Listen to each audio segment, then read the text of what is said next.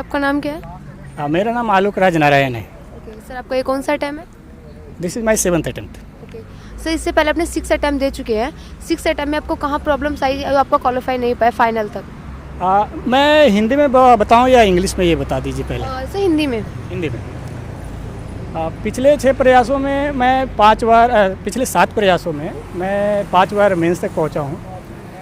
लेकिन मेरी गलती रही है मुख्य परीक्षा के पाठ्यक्रम को सटीक तरीके से तैयार न करना, और अंतिम में रिवीजन जो नहीं हुआ और जो नहीं किया किसी कारणवश, उसका योगदान रहा है कि मुझे 7वें अटेम्प्ट में आकर इंटरव्यू में मौका मिला है। सर प्रीलिम्स के लिए कैसे तैयारी की? प्रीलिम्स की तैयारी हमने बेसिक्स बुक्स को स्टडी किया है, जिसमें पर सब्जेक्ट जो भी होता है 7-8 बार पहले बेसिक्स को पढ़ा। उसके बाद जो भी चीज़ें अपडेट होती रहीं उस बुक्स में या करंट अफेयर्स में या गाइडेंस मिलता रहा, उसको कवर करते रहे। और मोस्ट इम्पॉर्टेंट थिंग कि आपको उसमें रिवीजन की ज़रूरत पड़ती है, ख़ास करके लास्ट रिवीजन में। दूसरी बात है उसमें कि यदि आप विगत वर्षों के प्रश्न पत्र हल करते हैं तो उससे आपको पता चलता है कि एग्जैक्टली क्या होने वाला है एग्ज़ाम हॉल में, आपने एग्जैक्टली क्या पढ़ा है और आपको एग्जैक्ट क्या चीज़ें करनी चाहिए, करनी बाकी है, क्या कर रखा है।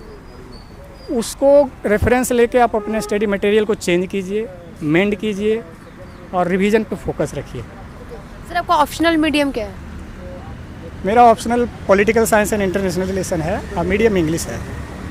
सर कई बार क्या बच्चे होते हैं ऑप्शनल सब्जेक्ट को लेके कंफ्यूज रहते हैं कि कौन सा सिलेक्ट करें, तो ऑप्शनल सब्जेक्ट सिलेक्ट करते समय किन बातों का ध्यान रखना चाहिए? देखिए 4-5 क्राइटेरिया है।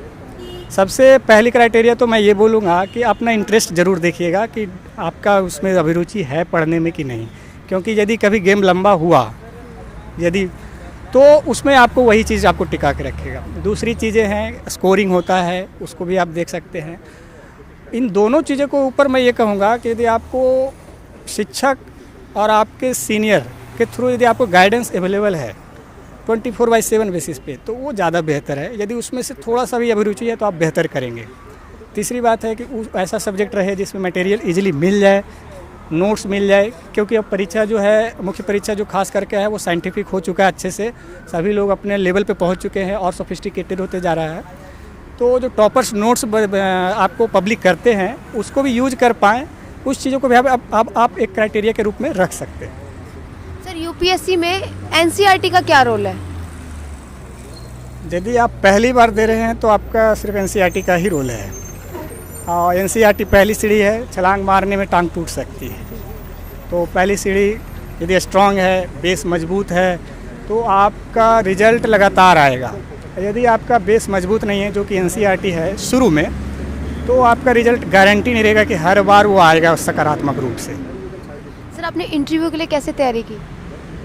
इंटरव्यू के लिए हमारे दोस्तों से साथ डिस्कशन किया, फिर हमने मॉक लगाए और फिर खुद से भी अपने डीएफ के ऊपर वर्क किया, कुछ करंट अफेयर्स रिवीजन किया, और मिरर प्रैक्टिस एक होती है जो हमें बताया गया, तो उनको भी किया और बहुत ही फ़ायदेमंद रहा। सर आपको मॉक इंटरव्यू में और रियल इंटरव्यू में क्या फ़र्क दिखा?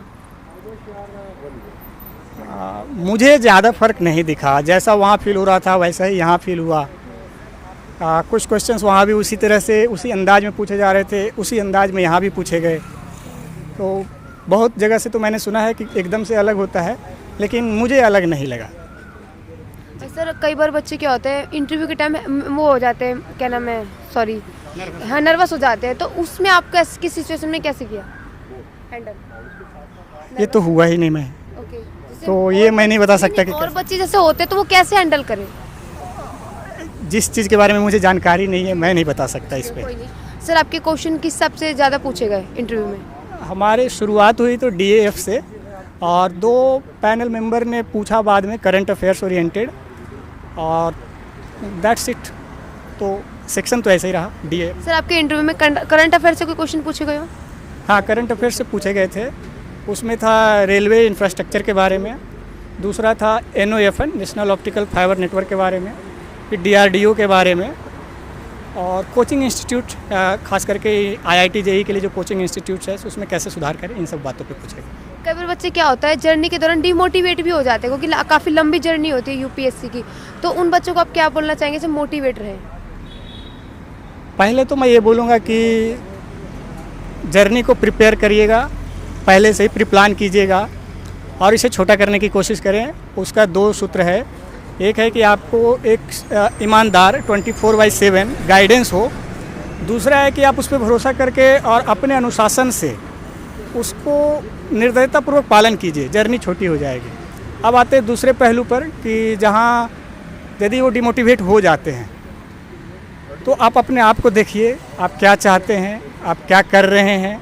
यदि ये दोनों एक दूसरे में सामंजस्य रहेगा तो आप बाहर निकल जाओगे, आप फिर से मोटिवेशन को लेकर आगे बढ़ जाओगे। सर आपके इंटरव्यू में डैप से क्या क्वेश्चंस पूछे गए?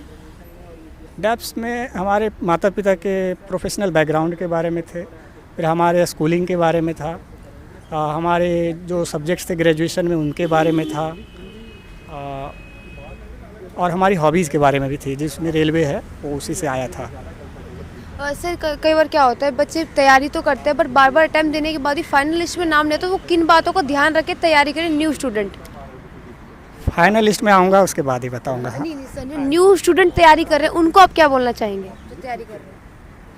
न्यू स्टूडेंट यदि कर रहे हैं तो मैं फिर से बोलूँगा कि जल्दबाजी ना करें, 3-4 महीना लें, 5 महीना लें, आप सोर्सेज डिफाइन कीजिए, एक ईमानदार गाइडेंस अवेलेबल करवाइए जो 24/7 ना हो तो फिर भी अवेलेबल हो रीजनेबली, वो ट्रस्टवर्दी हो, और बेसिक्स से स्टार्ट कीजिएगा। फर्स्ट अटेम्प्ट में निकालना है वो सही है, लेकिन चीज़ों को रियलिटी में जाकर देखने की ज़रूरत है। उससे स्टार्ट करेंगे तो फर्स्ट अटेम्प्ट में हो जाएगा। हड़बड़ी ना करें, बेसिक से चलें, छलांगे ना मारें, सीढ़ी दर सीढ़ी चढ़ें। सर कई बार क्या होता है बच्चे प्रिपरेशन ऑनलाइन भी करते हैं, तो ऑनलाइन कितना परफेक्ट रहेगा? देखिए, परफेक्शन तो उसके बैकग्राउंड पे डिपेंड करता है। यदि वो जहाँ से उस अवेलेबल नहीं है गाइडेंस तो ऑनलाइन ही उनके लिए जरिया है। और जहाँ तक परफेक्शन की बात है तो चीज़ें हेल्प करती है, बहुत ज़्यादा हेल्प करती है, लेकिन ओवर रिलाई यानी पूरी तरह से उस पर निर्भर रहना खतरे से खाली नहीं है। सर मेंस के लिए मोस्ट इम्पोर्टेंट क्या है? एक लाइन में बोलूँगा तो है सिलेबस का पॉइंट वाइज नोट्स और उसका revision with writing practice. Sir हमारे जो व्यूवर्स हैं, जो सब्सक्राइबर हैं, वो चाहेंगे कि आपका फाइनल लिस्ट में नाम ज़रूर आए sir. Okay sir, thank you. जी धन्यवाद, और आपका भी हो, सही तरीके से बढ़ें, सफलता मिलेगी, सीढ़ी दर सीढ़ी आगे बढ़ते रहना। Thank you sir. धन्यवाद।